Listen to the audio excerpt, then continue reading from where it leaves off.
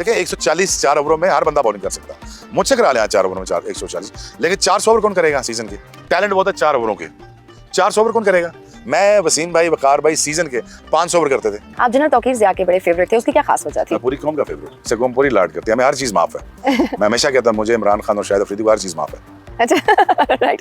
Test cricketer Ramiz Raja को बतौर chairman cricket board कहाँ रैंक करते हैं? बहुत सारे लोग उनसे खुश नहीं थे, ना क्रिकेट बोर्ड के अंदर ना आगे पीछे। और जो मुझे इत्तला मिली है कि लोगों ने मुझे यही बताया कि शायद वो पीसीबी चेयरमैन इसलिए बने थे, वो एक्सपोज होने के लिए आए थे। एक वक्त था टीम में 5-5 खिलाड़ी बेचे थे जो कैप्टन रह चुके हुए थे, आप कैप्टन क्यों नहीं बन सकते? मुझे ऑफर हुई थी, मैं बन सकता था, 2002 में कप्तान बन सकता था। तो फिर मैं 1.5-2 साल ही खेलता टोटल, तो मैं पूरे मैचेस खेल सकता था। I was a good sport for the teammates. Pakistan के पास खेलों के हवाले से जो खूबसूरत यादें हैं, उनमें से एक ये भी है कि क्रिकेट में सबसे ज्यादा तेज बॉल करने का एजाज भी पाकिस्तान के पास है। मैं आज मौजूद हूँ इस्लामाबाद। आज के बाकमाल में हमारे मेहमान हैं रावलपिंडी एक्सप्रेस शोएब अख्तर। आइए चलते हैं, उनसे मिलते हैं। अस्सलाम वालेकुम, कैसे हैं आप? Thank you for inviting me. आज आपसे क्रिकेट के हवाले से बात होगी, लेकिन उसके अलावा आपकी जिंदगी के और भी एस्पेक्ट्स में हम बात करेंगे। बहुत सारे हैं, कितने सारे? Yes, and we love to talk on that.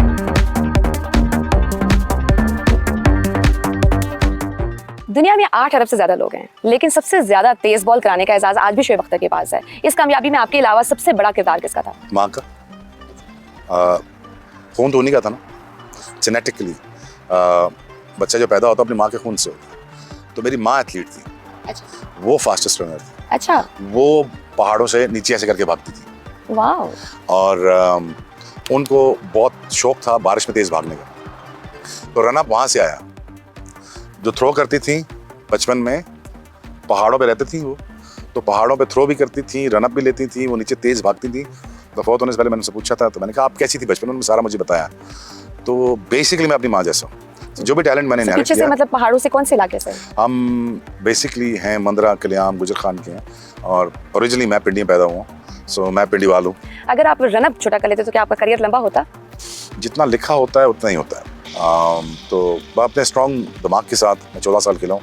जितने मेरे दोस्त हैं, सकलैन, अजहर, अगर आप शायद नज़ीर से पूछें, शायद अफरीदी से पूछें, उनको पता होगा कि शोएब ने अपनी जो ज़िंदगी गुजारी बड़ी तकलीफ में गुजारी। सो जितना लिखा उतना ही खेला, बट बड़ी पेन में खेला। अभी भी आपकी फिटनेस, आप इस पे पर्टिकुलर अबाउट इट, आपकी फिटनेस को लेकर एक्सरसाइज वगैरह करते हैं? एक्सरसाइज करता हूँ। अभी मेरा नी रिप्लेसमेंट हुआ है अभी 4-5 महीने पहले, तो वहाँ से अभी रिकवर कर रहा हूँ। But I started running now, started playing the polo now, और बच्चों को टाइम दे रहा हूँ। बहुत सारा टाइम बच्चों को देता हूँ, बहुत सारा टाइम उनके साथ गुजारता हूँ, इसलिए कि मैं चाहता हूँ कि बचपन उनका ना ज़ाया करूँ मैं।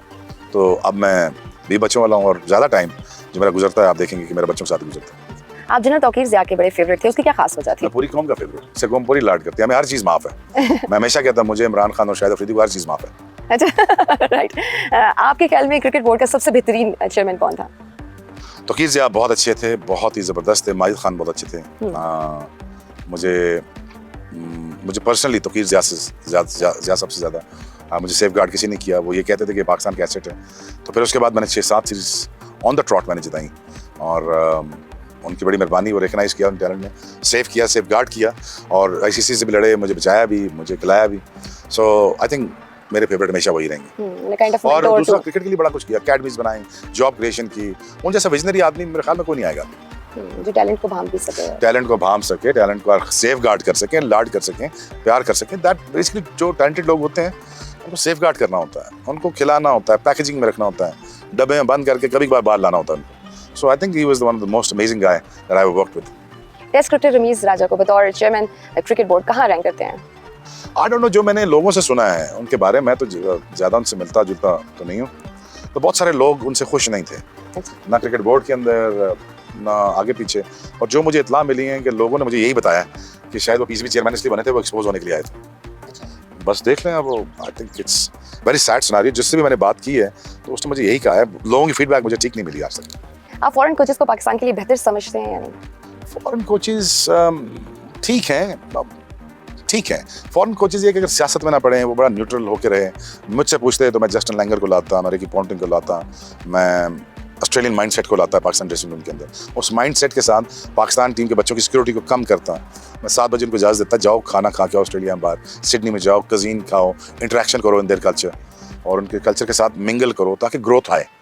One of the coolest thing about the man is the growth. Exactly. अगर वो 40 में भी 20 जैसा है और 20 में अगर और 50 में भी 40 जैसा है तो यार मज़ा नहीं आता। तो ग्रोथ इंसान में होनी चाहिए एवरी 10 ईयर्स, वो अपना विजन ढूंढे। सो मैं चाहता हूँ कि बच्चे हमारे एक्सपोज हों, सिक्योरिटी कम हो और उनको मैनर्स के पता हो, उनको पता हो कि सर्टेन चीज़ें। ग्रूमिंग पे खास तौर पे। ग्रूमिंग मैं क्रैश कोर्स कराता इनको इंग्लिश के, इनको पढ़ाता, इनको खिलाता, इनको समझाता।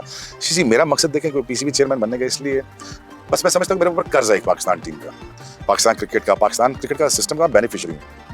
अगर मैं बेनिफिशियरी हूँ इस मुल्क का, इस सिस्टम ने मेरे साथ तो कोई गलत नहीं किया ना। मुझे तो घर बार, मेरे बेगम बच्चे, मुझे जो अल्लाह ने जो दिया है तो इस मुल्क ने दिया ना, इस मुल्क में से मुझे मिला। तो मैं ये पर्सनली अपनी रिस्पॉन्सिबिलिटी कर्ज समझता हूँ यार कि मुझे एक दफ़ा अपने जो 12 सुपरस्टार खड़े करने चाहिए, 12 से आगे 50 सुपरस्टार खड़े करने चाहिए और 50 के बाद मुझे 200 से 2000 बच्चा एज अ सुपरस्टार मुझे चाहिए। बैकअप में होना चाहिए ना, उनको पैसे मिल रहे हों, उनके इकोनॉमिक्स ठीक हो रहे हों, वो सुपरस्टार बन रहे हों, उनकी फैमिलियाँ, उनके पाथवेज ठीक हों, उनकी फैमिलियाँ पल रही हों।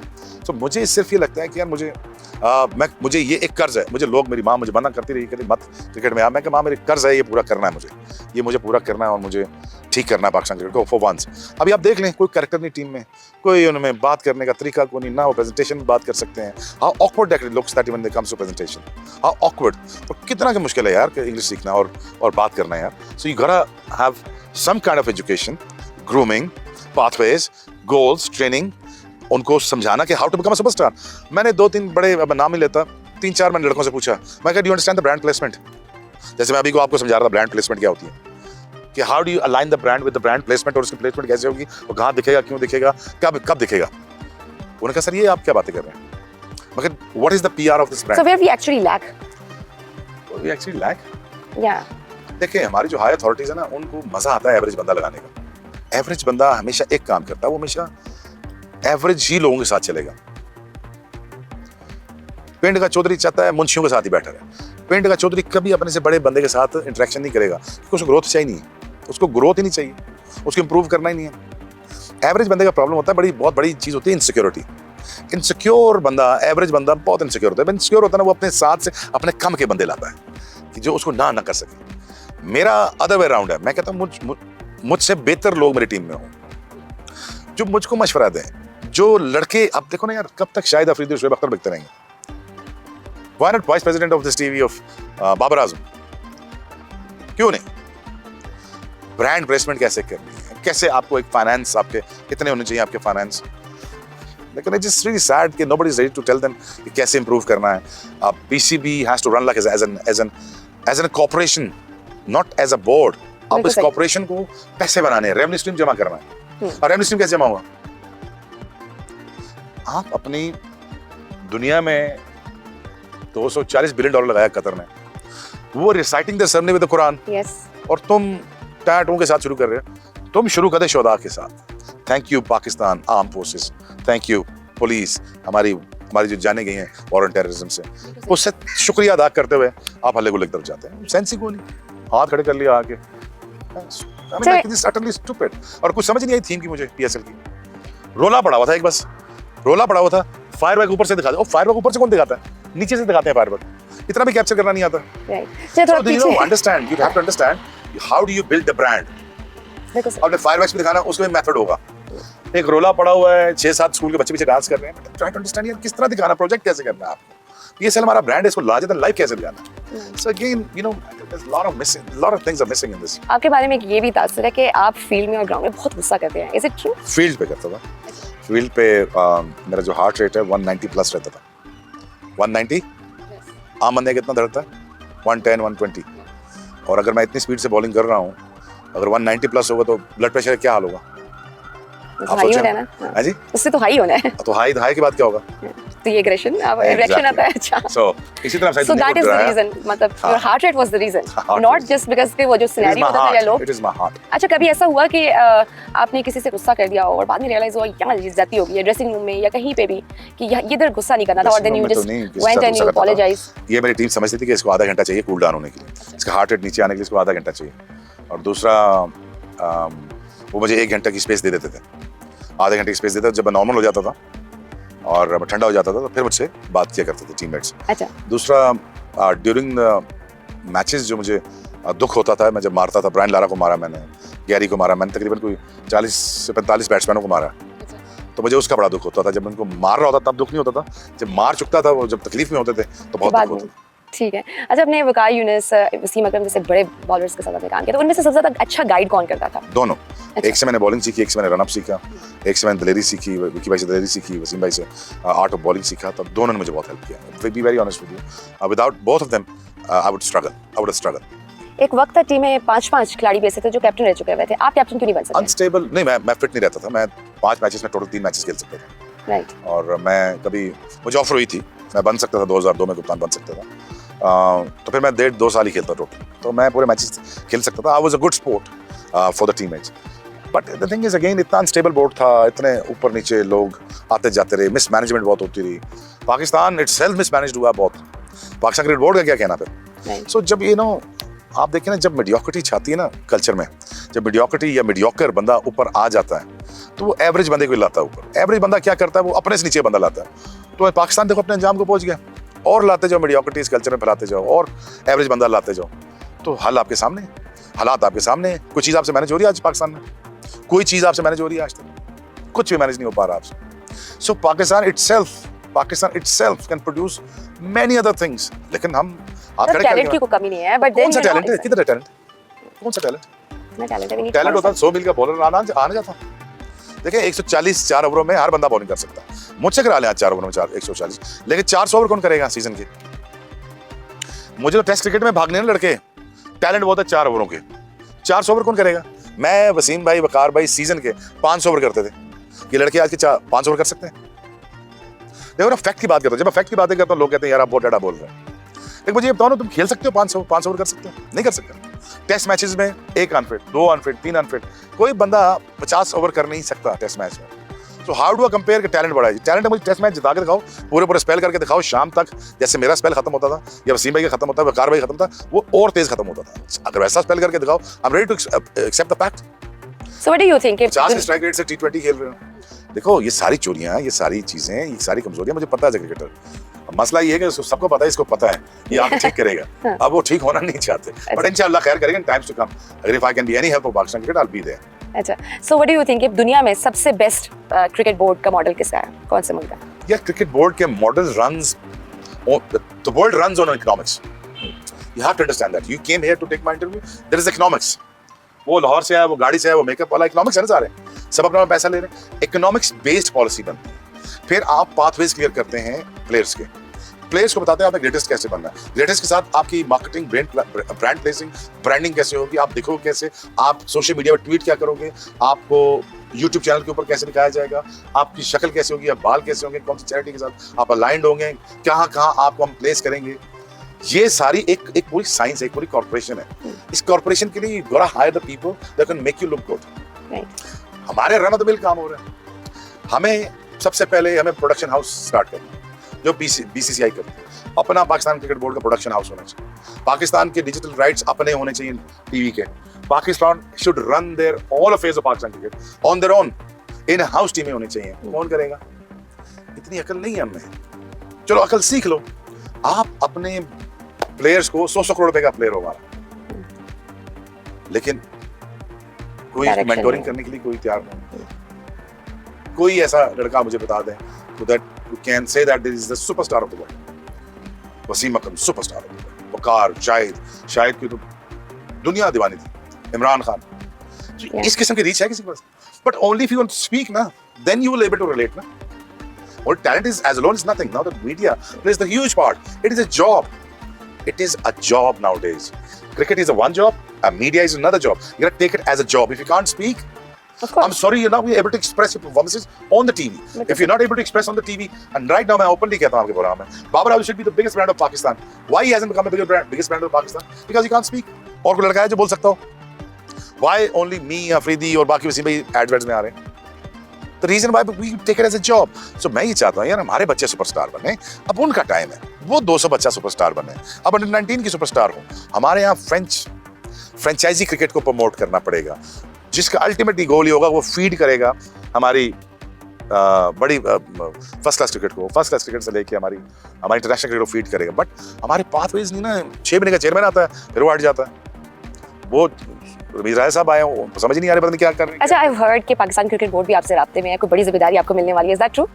देखिए कुछ बातें कॉन्फिडेंशियल मैं नहीं कह सकता, लेकिन हाँ, बट मुझे कुछ समझ नहीं आया। सो एक आधा प्लेयर भी चला गया और उनको कुछ समझ नहीं आ रही है कि अब कॉम्बिनेशन किस तरह बनाना है। यही होता है जब नॉन प्रोफेशनल लोग जो हैं चीज़ें कर रहे होते हैं और वो बनी बनाई चीज़ को ख़राब कर देते हैं। इसलिए कहते हैं कि वहाँ पे चेंजिंग्स नहीं करनी चाहिए जहाँ पे, या उस चीज़ को नहीं छेड़ना चाहिए जिसको छेड़छाड़ की ज़रूरत ना हो। लेकिन इस्लामाबाद ने बिल्कुल इसके बरक्स किया और ऐसा किया कि अब वो बिल्कुल एक ऑर्डिनरी सी टीम बन के समझ में आ रहे हैं। लास्ट टाइम हमने बोला था कि बहुत मुश्किल हो जाएगा इस्लामाबाद यूनाइटेड के लिए कि अपनी टीम बनाना, अगर वो मैचेस जीते भी तो कोई इंडिविजुअल ब्रिलियंस जिस तरह साहिबजादा फरहान है उनकी टीम के अंदर, इस तरह के कोई प्लेयर मनरो को इनिंग खेल जाए तो समझ आती है, अदरवाइज बड़ा मुश्किल है। और वही हुआ, आज फिर एक दफा बिल्कुल आउट ऑफ सॉर्ट नजर आए, बिल्कुल तैयारी में नहीं थे, क्लैरिटी लग नहीं रही थी प्लान्स की, बॉलर्स के पास कोई प्लान नहीं थे और पीएसएल का हाईएस्ट स्कोर करवा दिया, 263 स्कोर। आज तक पीएसएल की हिस्ट्री में इतना स्कोर किसी ने भी नहीं खाया जितना इस्लामाबाद यूनाइटेड ने खाया। इनके 3 बॉलर 50 से ऊपर रन के, द्वार शेस को भी, नसीम शाह को भी और होल्डर को भी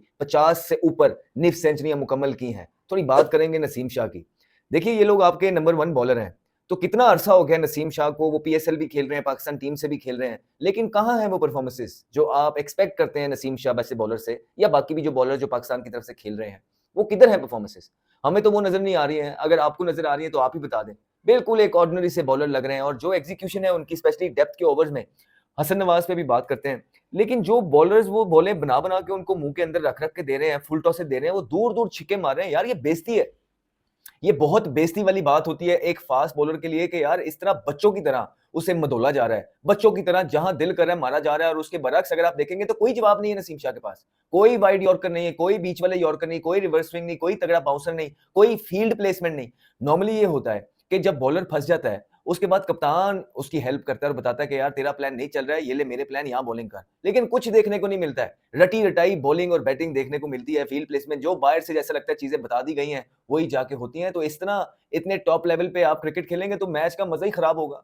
बिल्कुल आपने बेड़ा गर्क करके रख दिया स्टैंडर्ड का। एक और वन साइड अफेयर देखने को मिला खाली क्राउड के अंदर, बिल्कुल एक जिस तरह बुझा बुझा मैच वन साइडेड तबाह करके रख दिया क्वेटा ग्लैडिएटर्स ने जो है ना। और ये वो क्वेटा ग्लैडिएटर्स है जिसकी बैटिंग चली नहीं पूरे टूर्नामेंट के अंदर, कुछ नहीं किया। सऊद शकील उनके हाईएस्ट स्कोरर थे, लेकिन आज इस्लामाबाद इतने बुरे हालातों के अंदर है कि उन्होंने क्वेटा ग्लैडिएटर्स का भी हाथ खुलवाया और ऐसा धोबी कुट लगाई है फिर क्वेटा ग्लैडिएटर ने, मार मार बुरा हाल किया है तमाम बॉलर्स का इस्लामाबाद यूनाइटेड के। और हसन नवाज, मेरा वूहू मोमेंट ऑफ द डे भी हसन नवाज की सेंचुरी है। आप लोगों का वूहू मोमेंट ऑफ द डे क्या है जरूर बताइए नीचे कमेंट सेक्शन में। हसन नवाज एक वो यंगस्टर जिसको अभी चांस मिला, अपने ही लोगों ने उनके खिलाफ कैंपेन चलाना स्टार्ट कर दी कि ये तो टैलेंट ही नहीं है, ये तो प्लेयर ही नहीं है, जिस तरह उन्होंने साहिबजादा फरहान के लिए भी और दीगर प्लेयर्स के लिए भी चलाई।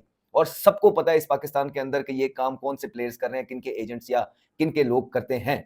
और ये बताया गया कि प्लेयर नहीं है। उस लड़के ने न्यूजीलैंड जाके सेंचुरी कर दी, उसके बावजूद भी उसको माना नहीं जा रहा था। फिर क्वेटा ग्लैडिएटर्स ने उनको पीएसएल के लिए पिक किया, पीएसएल के अंदर पिक करके वो प्लेयर जो पाकिस्तान के लिए ओपन कर रहा है वो क्वेटा ग्लैडिएटर के लिए एज अ मिडिल ऑर्डर खेला। शुरू के अंदर उन्होंने स्ट्रगल की, अच्छे निक में जरूर नजर आए, लेकिन पिछले ही मैच के अंदर उन्होंने मिडिल ऑर्डर के अंदर एक बहुत जबरदस्त मैच खेला जिसके अंदर एक मैच विनिंग इनिंग खेल के क्वेटा ग्लैडिएटर्स को बहुत जबरदस्त विक्ट्री जितवाई।